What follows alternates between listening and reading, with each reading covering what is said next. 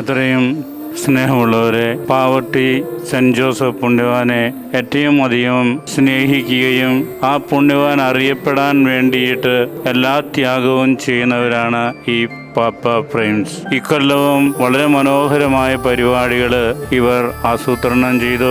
ഒരു ഗാനക്കൂട്ടം തന്നെ ഗായിക മഞ്ജരിയുടെ നേതൃത്വത്തിൽ ഇവരെ രൂപപ്പെടുത്തി, ചിട്ടപ്പെടുത്തി. അതിനേക്കാൾ ഏറെ എന്നെ സന്തോഷിപ്പിച്ചത് 149 തിരുനാൾ വർഷത്തിൽ 149 റെയില് ഈ സെന്റ് ജോസഫ്സിനെ, ഈ തീർത്ഥാലയത്തെ കേന്ദ്രമാക്കി അവർ ഉണ്ടാക്കുന്നു. 140 എണ്ണവും പൂർത്തിയായി.